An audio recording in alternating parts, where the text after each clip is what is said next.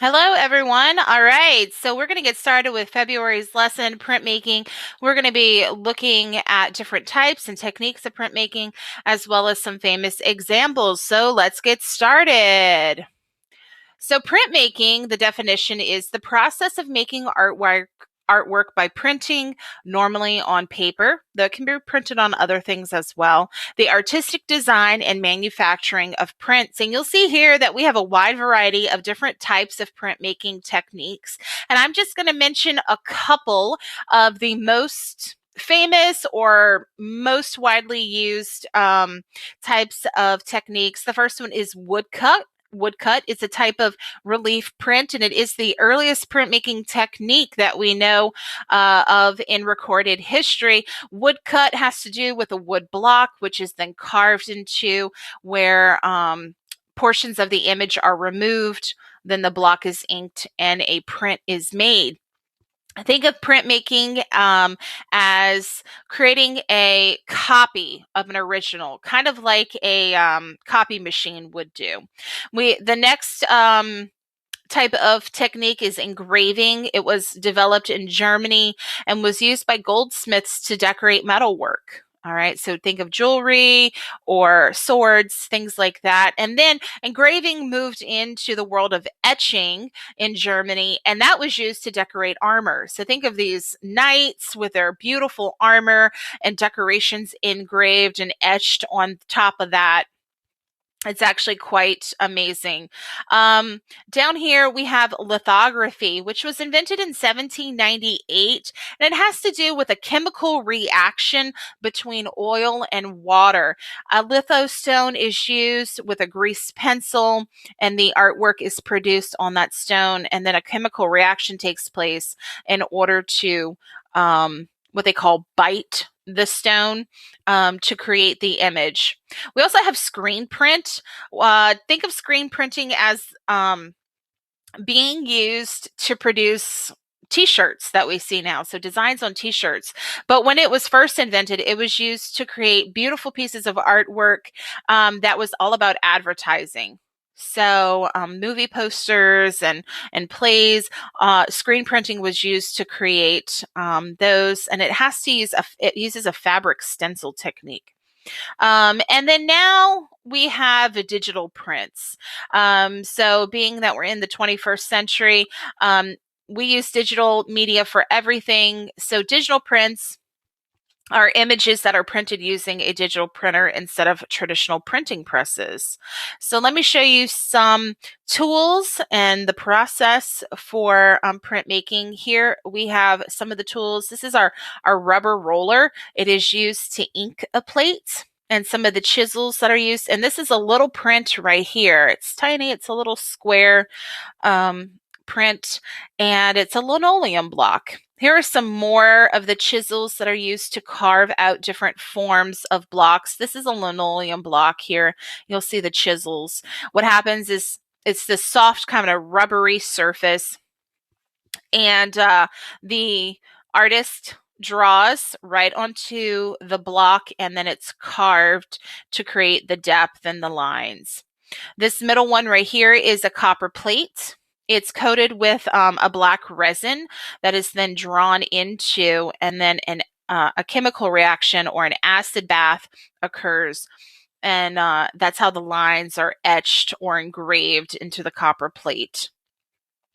Down here, this is also a linoleum. It could be a wood block potentially. That's been carved and drawn onto, and then over here you can see the finished print. You'll see that it's monocolor, so it is printed just in one color, and it's the reverse or the reflection of what's on the block. So artists who print make typically have to think in the reflection or in the reverse of what they want to see produced. This is a printing press. They are quite large and very heavy, and there's a crank that you rotate in order to make this bed move to have the paper go over the inked plate. And here's a woman here with her copper plate that she's getting ready to print her beautiful artwork. You'll see her hands are covered in ink. Printmakers get very dirty during the process. So here are some famous examples of artwork. This first one is Dürer. It's a wood block and engraving, and it's from 1514. And then next to that, we have a Hokusai Mount Fuji from Japan. And I don't have the date of when this is produced, but it is one of the earliest printmaking examples that we have coming out of Japan. You'll see the beautiful gradation in the color. This is a woodblock print. Here are two more examples. From 1630, we have a Rembrandt self-portrait. This is an etching. So on a copper plate, he draws into the resin to get these beautiful lines that create shadow and highlight. And here's a Kirchner portrait of Otto Mueller from 1915. This is a woodblock.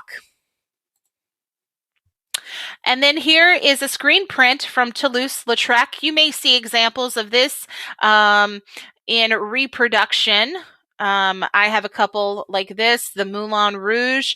This is an advertisement for the concert hall in France. Toulouse-Lautrec is one of our most well-known screen printers. And then even Van Gogh, our amazing impressionist Vincent van Gogh, was into printmaking. And here's the Great Bridge Sudden Shower at Ataki from 1857. He was in Japan when he produced these. All right, so let's talk about what our lesson is going to be for our K4 students. We're going to do a sponge printed snail. So we're going to do printmaking, and we're going to need a couple of items to make this happen. Paper, any type of paper this month, it doesn't matter. A kitchen sponge that's kind of been sliced in half. Some scissors, you're going to maybe need to ask your parents for help with this. Scotch tape, paint, poster or acrylic is just fine. A paint palette, plastic or paper plate, and a paintbrush.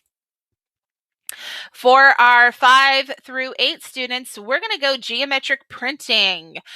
So we're going to create some geometric prints. I want you to think of what your design might look like prior to showing up to class, all right? So let's take a look at the things that you'll need. A piece of paper, any type, a kitchen sponge, an apple, or a small potato. So think of maybe a small red potato. Yeah, I'm serious. An apple or a small potato. A craft knife or scissors. Please be careful when using these. You'll need paint, poster or acrylic is just fine. A paint palette, plastic or paper plate, and a small paintbrush as well. Sorry about this picture. This is not the right picture. All right, so our class sessions are the first and third Tuesday of every month. Look for Art Club on your weekly plan and visit the orvaartclub.weebly.com webpage to see student artwork. Thanks so much, everyone.